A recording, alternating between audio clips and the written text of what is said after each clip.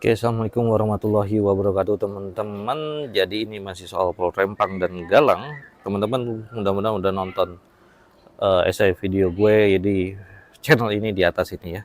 Jadi teman-teman, untuk menghindari disinformasi, kita perlu juga untuk tahu apa yang sebenarnya terjadi dari sisi hukum pertanahan terkait dengan konflik di Pulau Rempang ya. Lagi rame-rame nih ya.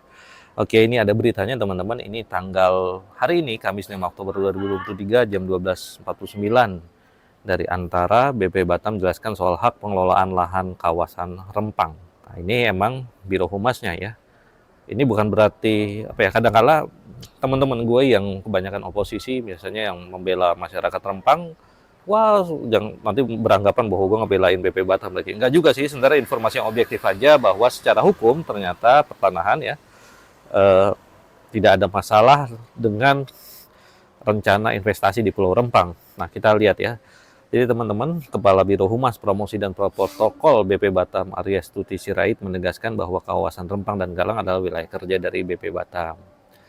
Dan ini jadi sebenarnya gini, jadi di Indonesia ini Batam itu sejak tahun 73 atau 74 itu sudah dikelola oleh yang namanya Otorita Batam berdasarkan keputusan Presiden atau Kepres nomor 41 tahun 1974. Otorita Batam kemudian berubah menjadi BP Batam pada 2007. Melalui Kepres nomor 28 tahun 28 tanggal 19 Juni 1992, kata dia, Presiden Soeharto memutuskan wilayah kerja daerah industri Pulau Batam ditambah dengan Pulau Rempang dan Pulau Galang. Kemudian dengan landasan hukum tersebut, BP Batam membangun 4 jembatan, bla bla bla seperti yang teman-teman ketahui ya. Jadi sejak tahun 92, wilayah kerja BP Batam memang tidak hanya di Batam, tapi Rempang dan Galang. Kemudian itu ada juga dasar hukum lain, yaitu PP nomor 5 tahun 2011 tentang kawasan perdagangan bebas dan pelabuhan bebas Batam, yang menyebutkan kawasan itu meliputi Pulau Batam, Pulau Tonton, Pulau dan termasuk Rempang dan Galang. Nah, atas dasar Kepres 28 tahun 92 dan PP nomor 5 tahun 2011 tersebut, sudah jelas BP Batam diberikan kewenangan oleh pemerintah pusat untuk mengelola kawasan Rempang dan Galang, ucapnya.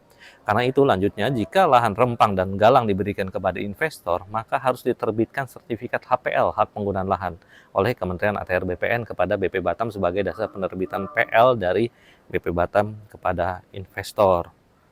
Nah, jadi investor yang mau masuk ke Rempang atau Galang harus mengajukan ke BP Batam karena investor mendapatkan pengalokasian di atas lahan HPL BP Batam.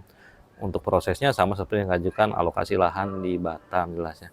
Nah, jadi dari situ sebenarnya Rempang ini memang dari dulunya itu bukan tanah adat atau tanah ulayat, tapi memang tanah yang dikuasai oleh negara dan dikelola oleh Otorita Batam atau kemudian menjadi BP Batam, dan memang diperuntukkan untuk industri di Batam. Nah, memang pada dasarnya peruntukannya dari awal lahan di Rempang dan Galang itu adalah untuk dikelola, untuk disewakan, dan kemudian dari penyewaan dari pengelolaan itu oleh swasta, misalnya pemerintah atau negara mendapatkan iuran, ya pajak dan sebagainya. Nah, teman-teman, ada penjelasan yang lebih bagus sebenarnya, yaitu dari Ombudsman, karena Ombudsman baru-baru ini juga ada konferensi pers mengenai temuan sementara dari investigasi mereka di sana, dan ini bagus banget.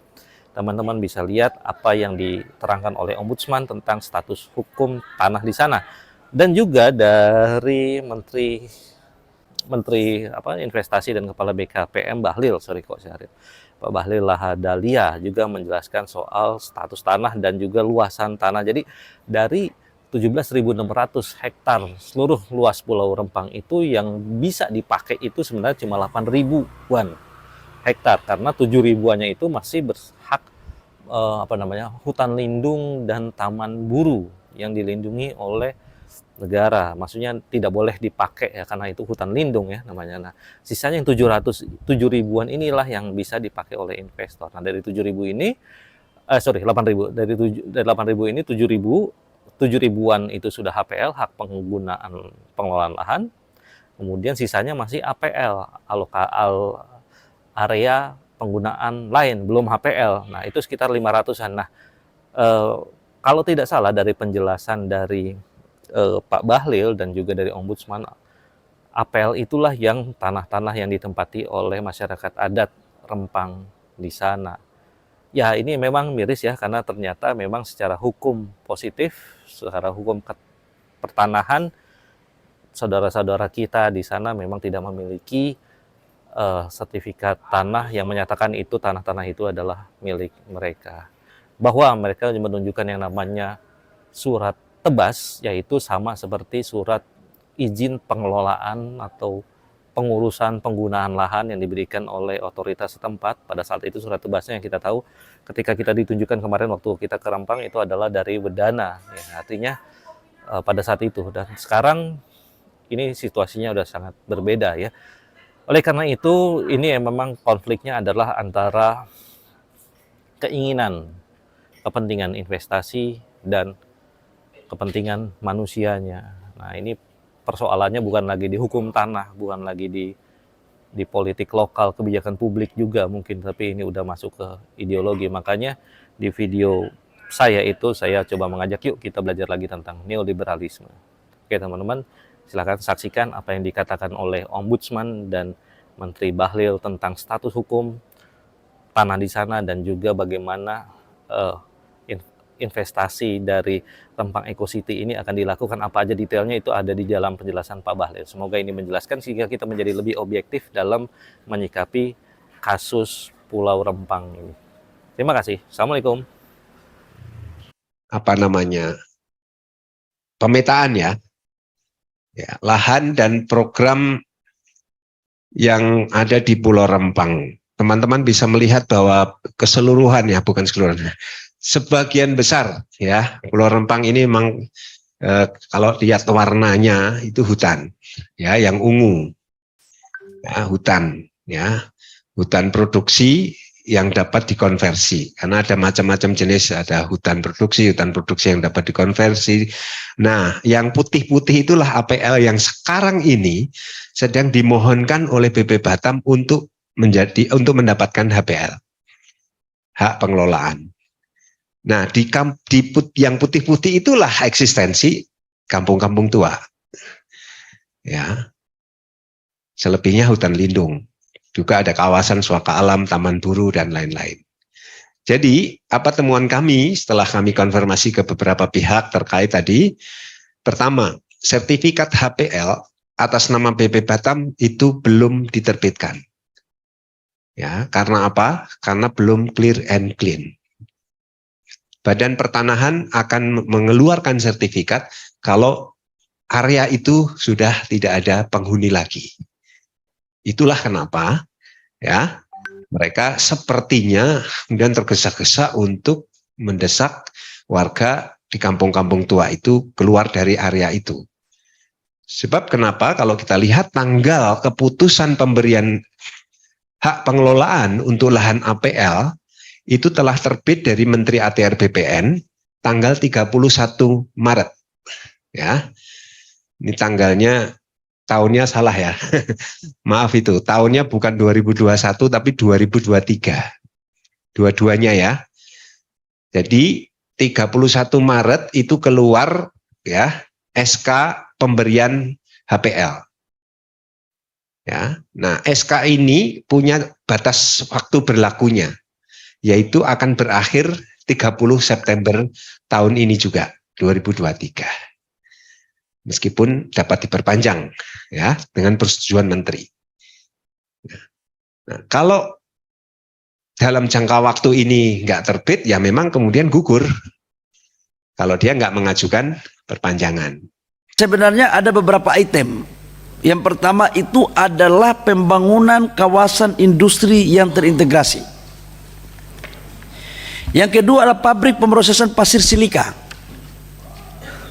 Yang ketiga adalah industri soda abu. Yang keempat adalah industri kaca panel surya. Yang kelima adalah industri kaca float. Yang keenam adalah industri silikon industrial grade dan industri silikon. Wah, ini saya sendiri nggak ngerti nih, industri silikon. Yang berikut adalah industri pemrosesan kristal. Yang berikut adalah industri sel dan modul surya dan infrastruktur pendukungnya.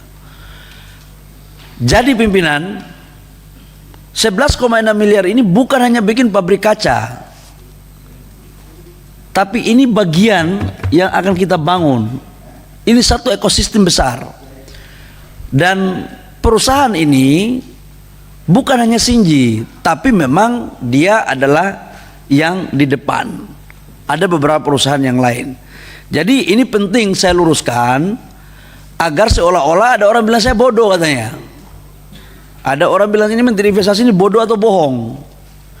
Saya mau kasih tahu pimpinan, sejak saya jadi Menteri Investasi, mana pernah saya bohong publik atau bohong terhadap investasi yang saya sudah sampaikan kemudian tidak terrealisasi.